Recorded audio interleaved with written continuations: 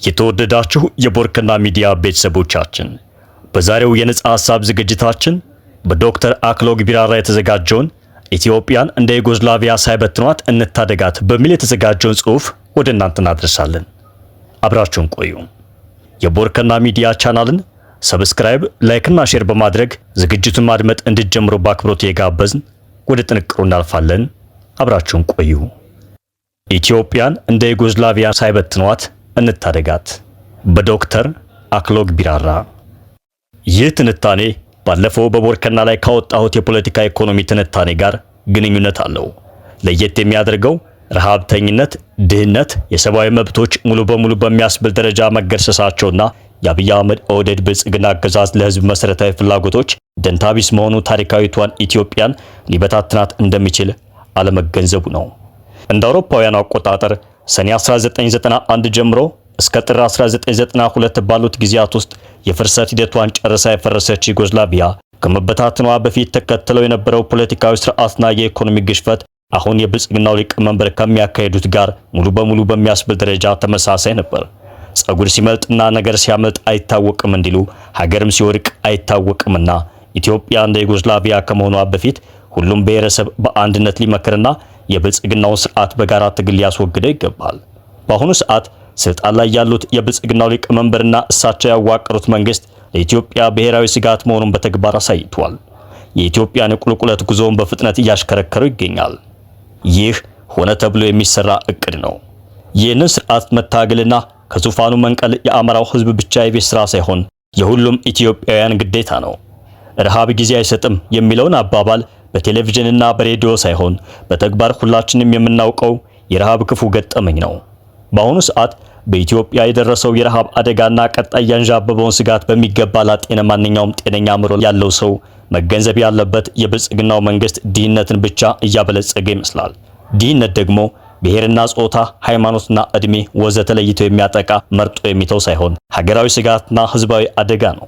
ይህን አደጋ መቀነስ ሳይሆን ማስወገድ የሚቻለው ደግሞ የድህነትና የሀገር ብተና መሐንዲስ የሆነውን የብልጽግናው ስርዓት በማስወገድ ብቻ ነው።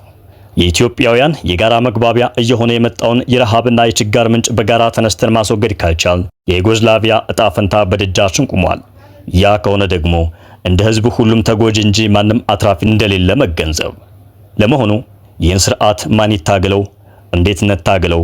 በኢትዮጵያ የሰፈነው የረሃብና የችጋር ስፋትስ እንዴት ይገለጻል? የሚሉትን ዝርዝር ነጥቦች በትንታኔ ጽሑፉ እንመለከታለን። ታላላቅ ነገሮች ሁልጊዜ ከውስጥ ይጀምራሉ የሚለውን የቡድሂስት አባባል በማስረገጥ ወደ ትንታኔ ይሄዳለሁ። በሊበራል ዲሞክራሲ የሚሆን በአምባገነናዊ መንግስት ጉቦ፣ ሙስና፣ ጎሰኝነት፣ አድሏዊነት፣ ባጀትን አላግባብ መጠቀምና አድሏዊ በሆነ ደረጃ ማሰራጨት፣ ሀብትና የሥራ ዕድል ለተመረጡት ጥቂት ግለሰቦችና ስብስቦች መስጠትና የማንፈልጋቸውን ከዕድልና ድምፅ ተደራሽነት ማግለል ድህነትን ያባብሳል። ይህ ልምምድ ደግሞ የኢትዮጵያን ግዙፍ የህብረተሰብ ክፍል በተለይ ወጣቶችን የሚጎዳና ከፍተኛ ዋጋ የሚያስከትል መሆኑን በግልጽ እያየን ነው። ይህ ሁኔታ በአስቸኳይ መፍትሄ ካልተገኘለት ኢትዮጵያ የቀድሞዋን ዩጎዝላቪያ መሆኗ የማይቀር ነው። ሁኔታውን የሚያባብሰው ደግሞ ኢትዮጵያ በዘውግ መከፋፈሏና የኑሮ ውድነት ህዝቡ ከሚችለው በላይ እየናረ መሄዱ ነው። ዩጎዝላቪያም የመጨረሻዎቹ ዘመኖቿ በዚህ ሂደት እንዳለፈች ልብ ይለዋል። አብይ አህመድ በበላይነት እየመራው ባለው የኦህዴድ ብልጽግና ስርዓት የ7 ዓመታት የስልጣን ዘመን ዘላቂ ልማት መስፈርት ምን ስኬት ይታያል ብዬ ራሴን ስጠይቅ በማያሻማ ደረጃ የድንጋይ ዘመን የሆነ የገጠር ኢኮኖሚ ይዞ ለመበልጸግ አይቻልም። በአሁኑ ወቅት 43 በመቶ የሚሆነው የኢትዮጵያ ህዝብ ረሃብተኛ ነው። በሁሉም ዘርፍ ዝቅተኛ ፍላጎቱ አልተሟላም ማለት ነው።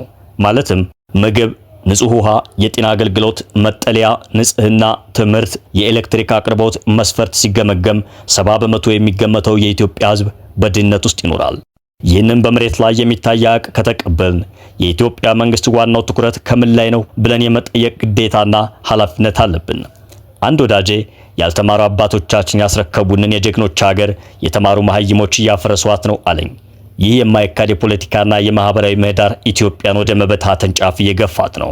የኦህዴድ ብልጽግና ስርዓት ወታደራዊ ኃይል በመንደር፣ በከተሞች፣ በእርሻዎች፣ በእንስሳት፣ በመሰረተ ልማትና በንጹሃን ዜጎች ላይ ያለማቋረጥ የቦምብ ድብደባ እያካሄደ ነው። ይህ ተግባር ደግሞ የመንግስትን ሚና ትርጉም የለሽና ልማት አምካኝ አድርገዋል።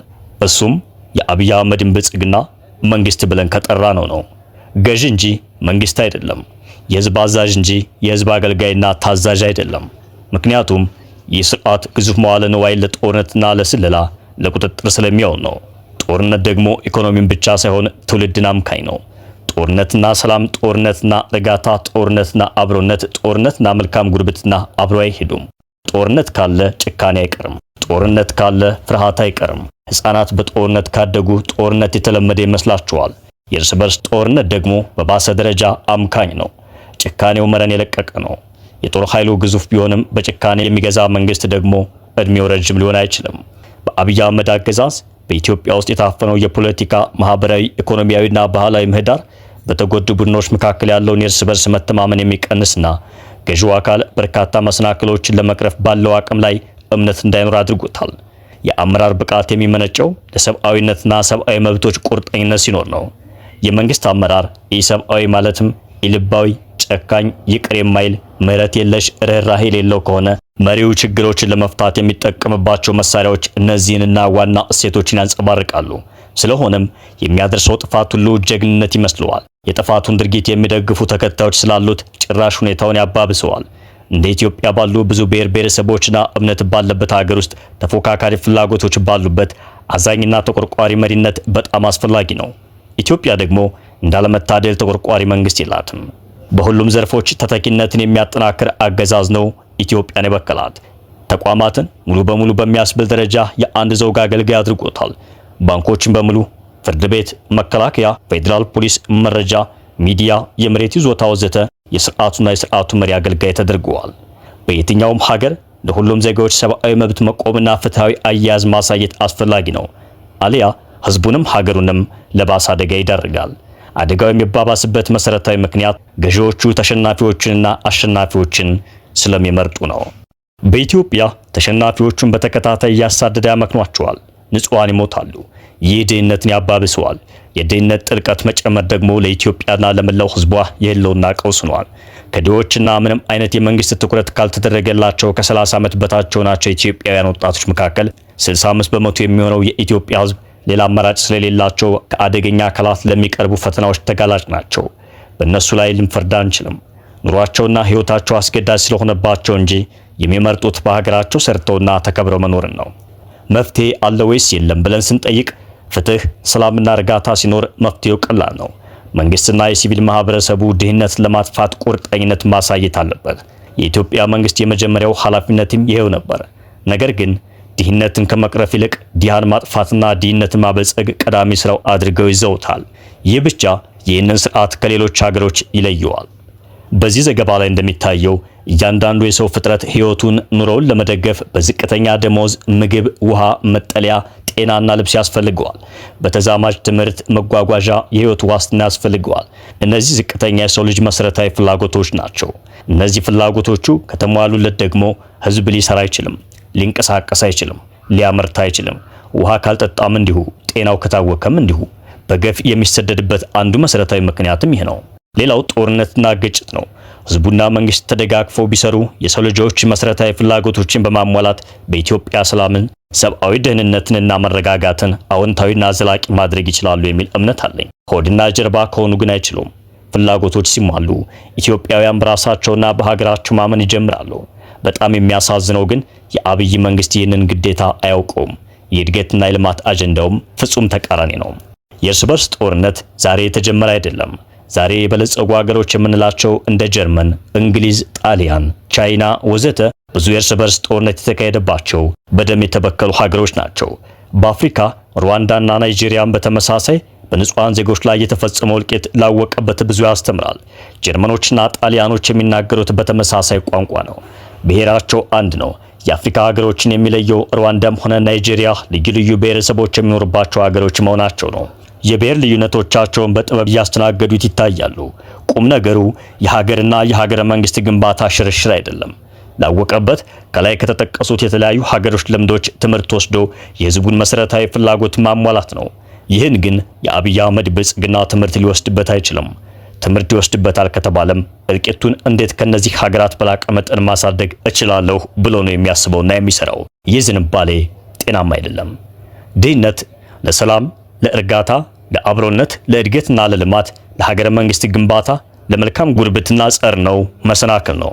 ያባባሰው የዘውግ የበላይነትና ተተኪነት ነው። በረሃብ ለሚሰቃይ ድሃ ህዝብ ምርጫና ዲሞክራሲያዊ ፋይዳ የለውም። በረሃብ የሚሰቃይ ህዝብ የመጀመሪያ ፍላጎቱ ፍትህ ነው። የፍትህ መሰረቱ ደግሞ ፍላጎቱን ማሟላት ነው። ይህ የህዝቡ ሰብአዊ መብት ነው። ላም አለኝ በሰማይ ፍትህ አይደለም። ብልጭልጭ ፕሮጀክትም የተራበውን ሊመገብ አይችልም። መሰረታዊ መብቱ ካልተከበሩለት ህዝቡ እንዴት ስለ ዲሞክራሲ፣ ስለ ምርጫ ወዘተ ሊያስብ ይችላል? አይችልም። የመሰረታዊ ፍላጎት መጠኑን በሚገባ ካልተገነዘብነው መፍትሄ ለመፈለግ አይቻልም። በ2025 43 በመቶ የሚሆነው የኢትዮጵያ ህዝብ በፍጹም ድህነት ወይም ኤክስትሪም ፖቨርቲ እርከን ውስጥ የሚኖር ነው። ከ50 እስከ 60 በመቶ የኢትዮጵያ ህዝብ የምግብ ዋስትና የለውም። በከተሞች ዝቅተኛ ገቢ ያላቸው 90 በመቶ ረሃብተኛ ናቸው። በሌላ አነጋገር ምስኪን ናቸው ማለት ነው። 60 በመቶ ማለትም 70 ሚሊዮን የኢትዮጵያ ህዝብ ንጹህ ውሃ የለውም፣ አያገኝም። ይህ ለበሽታ ያጋልጠዋል። 86 በመቶ የሚሆነው የኢትዮጵያ ህዝብም የንጽህና አገልግሎት ወይም መጸዳጃ የለውም። ይህም በሽታን ያባብሳል። 85 በመቶ የሚሆነው የኢትዮጵያ የገጠር ህዝብ ምንም አይነት የጤና አገልግሎት የለውም። ሃቢታት ፎር ሂውማኒቲ በሰጠው ዘገባ 70 በመቶ የሚገመተው የኢትዮጵያ ህዝብ አግባብ ያለው መኖሪያ የለውም። ልክ እኔ በተወለድኩበት ዘመን የነበረው ሁኔታ አሁንም አለ ማለት ነው። ከ50 በመቶ በላይ የሚገመተው የኢትዮጵያ ህዝብ የኤሌክትሪክ አገልግሎት አያገኝም። የዓለም ምግብ ፕሮግራም የ2025 ዘገባ የሚያሳየው ረሃብና የወጣት ልጆች የምግብ እጥረት እየጨመረ መሄዱን ነው። በኢትዮጵያ ይህንን ሁኔታ ያባባሰው ተከታታይ ጦርነት፣ የእርስ በርስ ግጭት፣ የአየር ጸባይ ለውጥ፣ የዜጎች መፈናቀል፣ የኢኮኖሚና የፋይናንስ ቀውስና የአካባቢው አለመረጋጋት መሆኑን ዘገባው ቢጠቁምም በቀዳሚነት የሚነሳው ምክንያት ግን የብልጽግናው መንግስት የሚከተለው የጦርነት ፖሊሲና የማክሮ ኢኮኖሚ ዝንፈት ነው። ኢንተርናሽናል ሪስኪው ኮሚቴ የተባለው የታወቀ የሰብአዊ ድጋፍ ለጋሽ ድርጅት በ2025 ከፍተኛ ቀውስ ከተከሰተባቸው 10 ሀገሮች መካከል ኢትዮጵያን በእርከን 4 መድቧታል። እንዲህ ብሏል። ኢትዮጵያ ሪስክ ኦፍ ሜጀር ኮንፍሊክት ግሮስ አስ ግሎባል ፍላሽ ፖይንትስ ኢንተንሲፋይ። የሀገር ውስጥና የአካባቢው ዳይናሚኮች ወይም ንትርኮች ሁኔታውን እያባባሱት ነው። ይህ ሁኔታ የኢትዮጵያን አለመረጋጋት አጠናክሮታል። ከድጋፍ አንጻር ሲታይ የአሜሪካ መንግስት ሰብአዊ ድጋፉን በ387 ሚሊዮን ዶላር መቀነሱ ድጋፍ የሚያስፈልጋቸው እንደሚጎዱ ያሳያል። በትግራይ ክልል ብቻ 800 ሺህ ከቀያቸው የተፈናቀሉ የክልሉ ተወላጆች አሰቃቂ በሆነ ደረጃ እንደሚኖሩ አሳስበዋል። በመካከለኛው ኦሮሚያ በፌዴራሉ መንግስትና ተቃዋሚዎች መካከል በሚካሄደው ግጭት ምክንያት ከ288 ሺህ በላይ ዜጎች ተፈናቅለዋል። ይህ ግጭት የንጹሃን ዜጎችን ህይወት እየቀጸፈ ህፃናት በረሃብ እንዲሰቃዩ ህይወት እንዲናጋ እያደረገ መሆኑን ያበስረናል። ቤተሰቦች ቤታቸውንና ንብረታቸውን እየተው የሚሰደዱ መሆናቸውን አስምሮበታል። የአሜሪካ እርዳታ በከፍተኛ ደረጃ መቀነሱ የሚኖረው ፋይዳ ምንድነው ብዬ ራሴን ስጠይቅ 600 ሺህ ህፃናትና እናቶች የመኖር አለመኖር ሁኔታ እንደሚገጥማቸው ተገንዝቤያለሁ። ይህ እጅግ በጣም አሳሳቢ ነው። ይህንን ክራይሲስ የአብይ አህመድ መንግስት እንዴት እንደሚወጣው ለህዝቡ የመግለጽ ግዴታ አለበት። ይህ ብቻ አይደለም። የአሜሪካ መንግስት የውጭ ድጋፍ መቀነሱ ደግሞ 4.4 ሚሊዮን የሚሆኑ ህፃናትና ነፍሰ ጡር ሴቶች ህይወት ላይ ከፍተኛ ተጽዕኖ እንደሚያስከትል ይነገራል። ችግሩ የተባባሰባቸውን ክልሎች ሲጠቁም በሶማሌ፣ አፋር፣ ኦሮሚያና ትግራይ የተባባሰ ሁኔታ እንደተከሰተ ይናገራል። የአማራውን ክልልና ጋምቤላን ከነዚህ ጋር መድባቸዋለሁ። ይህ ሁኔታ የረሃብን መጠን ከፍ እንደሚያደርገው አምናለሁ። ይህ የድህነት እርከን ዝቅ ካላለ መሰረታዊ ፍላጎቶችን ለማሟላት የሚያስችል ተግዳሮት እንደሚፈጥር እገምታለሁ። አሜሪካዊው ስነ ልቦና ተመራማሪና ሳይንቲስት አብርሃም ማስሎው የሰው ተነሳሽነት ንድፈ ሐሳብ በተሰኘው መጽሐፉ ከዋናው ስራው የምጠቅሰው የሰው መሰረታዊ ፍላጎትን ወይም ቤዚክ ኒድስ የሚመለከት ሲሆን የሰው ልጅ የሚያነሳሳውን እንድንመረምር ያስገድደናል። እኔ በከፍተኛው ደረጃ እንወያይ አለንም። ራስን እውን ማድረግ፣ ለራስ ክብር መስጠትና ፍቅርና እዚህ ጋር መሆን፣ እነዚህ እንደኔ ላሉት በድሎት ለምንኖር ሰዎች ከፍ ያሉና ተፈላጊ ማበረታቻዎች ናቸው። የኢትዮጵያ ሕዝብ አሁናዊ ፍላጎቱ የድሎት ኑሮ አይደለም። ቢያንስ ማስሎ የጠቁማቸው ዝቅተኛ ፍላጎቶች እንዲሟሉለት ነው። ምግብ፣ የሚጠጣ ንጹህ ውሃ፣ ንጽህና፣ መጠለያ፣ የጤና አገልግሎት ወዘተ ማግኘት ሰብአዊ መብት ነው። ማንም ሰው በያለበት ኑሮውን ለመደገፍ ይጥራል። ጥረቱ ፍሬ የሚኖረው ሰላምና እርጋታ ሲኖር ነው። የሰው ደህንነትና ፍላጎትን ማሟላት ግንኙነት አላቸው። ምንም አይነት ሁከት ባለበት ሀገር መንግስት ንጹሃን ዜጎችን ከገደለ፣ ጠለፋ፣ እስራትና ሌላ ሁከት ከፈጠረ ፍላጎትን ስኬታማ ለማድረግ አስቸጋሪ ይሆናል። በአዎንታዊ መልኩ ሳቀርበው የሰዎች ደህንነት ድህነትን በመቅረፍ መሰረታዊ ፍላጎቶችን ስኬታማ የማድረግ ጉዞ ግንኙነት ያላቸውና ተደጋጋፊ መሆናቸውን ላሰምርበት ፈልጋለሁ። የመንግስት በጀትና የግል ወይም የውጭ እርዳታና ሌላ ድጎማ ፈሰስ ድህነትን ለመቅረፍ ተከታታይ ተቋማዊና አስተማማኝ ሲሆን ፍላጎቶች የሚሟሉበት መሰረትና እድል ስር እየሰደደ ይሄዳል። ባንግላዴሽ፣ ህንድ፣ ቻይና፣ ሩዋንዳ፣ ኢንዶኔዥያ ወዘተ ፍላጎቶችን አሟልተዋል። ከነዚህ ሀገሮች ጋር ልምድ ለመውሰድ ይቻላል። ትርጉም ያለው ልማትና እድገት የዜጎችን መሰረታዊ ፍላጎቶች ሲያሟላ የማምረትና ተዛማጅ ልማት መሰረቶችንና ምሰሶዎችን ለመፍጠር የሚቻልበት ሁኔታ ይፈጥራል። ልማት ውሎ አድሮ የዜጎች የህይወትና ኑሮ ደህንነት ነው ብዬ እከራከራለሁ። ይህ እድሜ፣ ጾታ፣ ዘር ወይም እምነት አይደለም። ምንም ይሁን ምን ሰዎች ሁሉ ምግብ፣ ውሃ፣ ጤና፣ መጠለያ፣ ልብስ፣ መጓጓዣ፣ ንጽህና ያስፈልጋቸዋልና ይገባቸዋል። ይህ የመንግስት ግዴታ ነው። ይህ የህዝብ መብት ነው። ሁሉም ልጆች ትምህርት ያስፈልጋቸዋልና ይገባቸዋል። ይህ ሰብአዊ መብት ነው። ያልተማረ ትውልድ ረሃብተኛና ስደተኛ ይሆናል። አድሏዊነት ሁኔታውን የፖለቲካ ያደርገዋል። አድሏዊ ትምህርት የሚያስከትለው አደጋ አፍራሽ እንደሚሆን አልጠራጠርም። የተገለሉት ወጣቶች የበኩላቸውን አገዛዝ ሲረግሙት መኖራቸው አይቀርም። መርገም ብቻ ሳይሆን ይታገሉታል። መታገልም ይገባቸዋል። ልጅ የወለደ ባለስልጣን እንዴት ሌሎች ልጆች እንዳይማሩ ያደርጋል? በዚህ ክፍለ ዘመን መሰረታዊ ፍላጎቶችን ማሟላት የሰብአዊ መብት ጉዳይ ነው ብዬ አምናለሁ። አንድ መንግስት እነዚህን ፍላጎቶች ካላሟላ የማስተዳደር ቅቡልነት ያጣል። በአንድ ወቅት የብራዚሉ ፕሬዝዳንት ሉላ ዳ ሲልቫ ረሃብ አጣዳፊና ሁሉን የሚጎዳ ነው፣ ሁሉንም የእድገትና የስኬት መንገዶችን የሚያጠፋ ተስፋንም የሚገድል ነው፣ ሁላችንም ይህንን የጋራ ህልማችንን ልንታገለውና ልንዋጋ ይገባናል ብለው ነበር። የተራበ ህዝብ መንግስቱን ይበላል የሚለው ብሂል ቀልድ አይደለም። ድህነት፣ ረሃብተኝነት፣ ስራ አጥነት፣ የሰብአዊ መብት አለመኖር፣ ክፍተት ወዘተ ላለመረጋጋት ግብአት ናቸው። ይህ ለሽብርተኛ ገዢዎች ሰርግ ሆኗል። ይህ በረሃብ አለንጋ መገረፍ ሁኔታ የኢትዮጵያን ወቅታዊ ችግር ይገልጸዋል። የአብይ አህመድ መንግስት ለወንበሩ መጠበቅ ድህነትን በዋና መሳሪያነት የሚጠቀመውም ለዚህ ነው። ለኔ የህዝቡን መሰረታዊ ፍላጎቶች ማሟላት ወይንም አለማሟላት መስፈርት ስገመግመው መንግስትን የሚቆጣጠረው ግለሰብ ወይንም ፓርቲ ምንም ለውጥ አያመጣም። መለስ ዜናዊ ግራ ዘመም ህወሓት ነበሩ። ኢትዮጵያ በሳቸው ዘመን በመሰረተ ልማት አስደናቂ እድገትና ልማት አስመዝግባለች። መለስ ፍጹም ነበሩ ወይ ካልን መልሱ ቀላል ነው፣ አልነበሩም። ነገር ግን አጼ ኃይለ ሥላሴ እንዳደረጉት ሁሉ እሳቸውም የቻሉትን አድርገዋል። የህዳሴ ግድብን አጼ ኃይለ ሥላሴ እንዲዘጋጅ አደረጉ። መለስ ወደ ተግባር ቀየሩት። በመለስ ዘመን የኢትዮጵያ የድህነት ደረጃ ዝቅተኛ ነበር። በአብይ አህመድ ዘመን ግን እጅግ የላቀ ነው። በዚህ መስፈርት ወደ ኋላ ሄድን ማለት ነው። የኦህደድ ብልጽግና መሪዎች ይህንን ሀቅ አይቀበሉም። እነሱና ደጋፊዎቻቸው ተጠቃሚዎች ስለሆኑ ነው። ድህነት ሲጨምር የፍላጎቶች አለመሟላትም አብሮ ይጨምራል። ስለዚህ አብይ አህመድ የኢትዮጵያን ህዝብ መሰረታዊ የሰው ልጅ ፍላጎቶች ማሟላት አቅቶታል ወይ ብሎ መጠየቅ ተገቢ ነው። የኔ ግምገማ አዎ ነው። አብይ ቅድሚያ የሚሰጣቸው ነገሮች የተለያዩ ናቸው። የሚያደርገውን ተመልከታችሁ የሚናገረውን ችላ እንድትሉ ትመክራለሁ። ግንኙነት የላቸውም። እርግማን ይሁን ሌላ አላውቅም። የድሮ ናፋቂ ምሁር አይደለሁም፣ ግን ማነጻጸር አስፈላጊ ሲሆን ምሳሌ መጥቀስ ተገቢ ነው። በአጼ ኃይለ ሥላሴ ዘመነ መንግስት ለከፍተኛ ትምህርት ወደ ውጭ ሀገር ስንላክ ትምህርታችንን እንደጨረስ ዲፕሎማችን ላኩልን እያልን ወደ ሀገራችን የምንመለስ ነበር። ፍላጎታችን በሙያችን ሀገራችን ማገልገልና በኢኮኖሚዋ ማዘመን ስለነበረ ስደት ኖር ነበር። በደርግ ዘመነ መንግስት የተማረውም ያልተማረውም በሁከት ተበክሎ በገፍ መሰደድ ጀመረ። ያ ዝንባሌ ቀጥሎ አሁን ተባብሷል። ድሃው ህዝብ ያስተማራቸው ሐኪሞችና ሌሎች ባለሙያዎች በገፍ ከሀገር ይሰደዳሉ።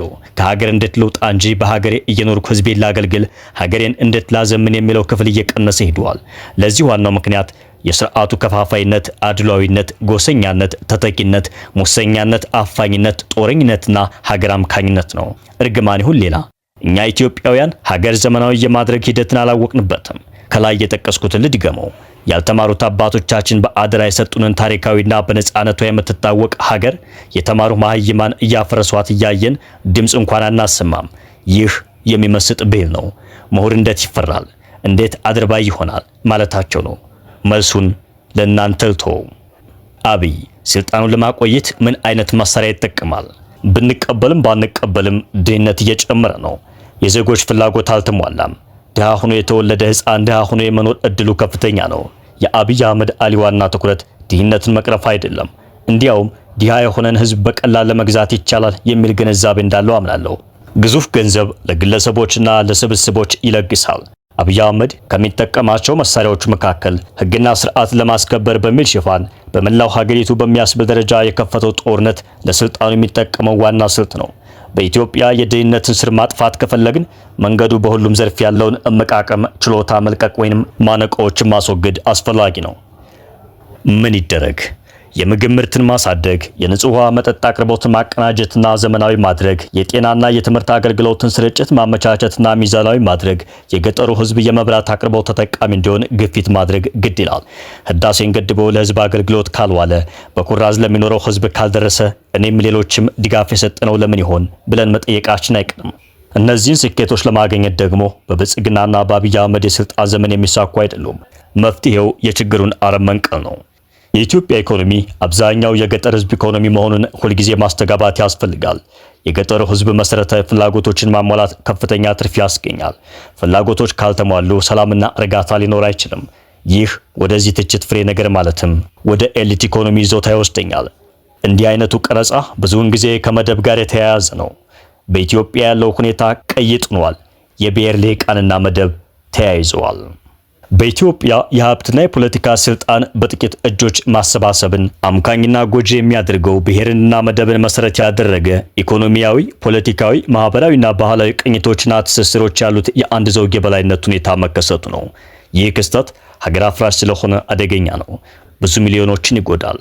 ሀገርን አተራምሰው እንዲትበታተን ግብአት ይሆናል። ብትበታተን ሁሉም ይጎዳል።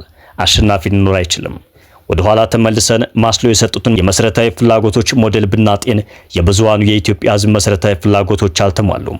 ዛሬ ኢትዮጵያ ውስጥ ካለው የሀብት ክምችትና የሀብት አያያዝ አንጻር ስገመግመው ደግሞ እጅግ የሚያሰጋ ኢፍትሐዊና የሚዛናዊ መሆኑ በግልጽ ይታያል። እኔ ለትችት የጋበዘኝ ስርዓቱ ድህነትን እንደ መሳሪያ የተጠቀመበት መሆኑ ነው። ይህ ኢፍትሐዊነት የጋራ ማህበረሰባዊ ትስስሮችና ጥቅሞችን ይቀንሳል፣ ብሔራዊ ማንነትን ያመክነዋል። አሉታዊ ውጤቱ ምንድነው ብለን ብንጠይቅ ሁሉም ለራሱ ወይም ለግሉ መሆኑ ነው። ቢበዛ ለራሱ ብሔር ነው። ሀገሪቱ በጥርጣሬ ውስጥ ገብታ ትፍረከረካለች ወይም ወደ ሁከት ትሸጋግራለች ማለት ነው። የፍትሃዊነትን መሪህ ያደረገ ስርዓት ደግሞ ዘርፈ ብዙ ሁከት በኦሮሞማና በኦሮሞ ልሂቃን የበላይነት ርዕዮተ ዓለም ስኬታማና መዋቅራዊ ለውጥ እንዲሆን እየተደረገ ነው። ይህ የበላይነት መሬትን የማጠቃለል ይዘት አለው። እስከ ኤርትራና ኬንያ ድረስ ይዘርቃል። ይህ ሁኔታ ለመላው ቀጠና አደጋ ፈጥሯል። በጣም የሚገርመው ይህ የተጠላለፈ ወይም የተዋሃደና ተቋማዊ አሰራር ላዩን ብቻ ካየነው አደጋ ያዘለ ሆኖ አይታይም። የማይታይበት ሁለት ምክንያቶች አሉት። አንድ የውጭ ሚዲያ እንደ ልብ ተንቀሳቅሶ በመሬት ያለውን ሁኔታ ለማቅረብ ባለመቻሉና ሁለት ህዝቡ በፍርሃት ውስጥ ስለሚኖር ነው። በውጭ የሚኖረው የፍርሃቱ አካል ነው። መፍትሄው አንድና አንድ ነው። እሱም ይህን የሁሉም ኢትዮጵያውያን የጋራ ስጋትና የሀገር መፍረስ መሐንዲስ የሆነውን ስርዓት በጋራ ታግሎ መጣል ብቻ ነው። ይህን ማድረግ ካልቻልን ግን የዩጎዝላቪያውያን እጣ ፈንታ በደጃችን ቆሞ ያንኳኳል። የተወደዳችሁ የቦርከና ሚዲያ ቤተሰቦቻችን የዕለቱ የነጻ አስተያየት ዝግጅታችን በዚህ መልኩ ተጠናቋል። ውድ ቤተሰቦቻችን በነጻ አስተያየት መድረክ ላይ የሚወጡ ጽሁፎች የጸሐፊውን እንጂ የቦርከናን አቋም እንደማያንጸባርቁ ለመግለጽ እንወዳለን። የዛሬው ጥንቅራችን በዚህ መልኩ ተጠናቀቀ። አብራችሁን ስለነበራችሁና ስለተከታተላችሁን ከልብ እናመሰግናለን።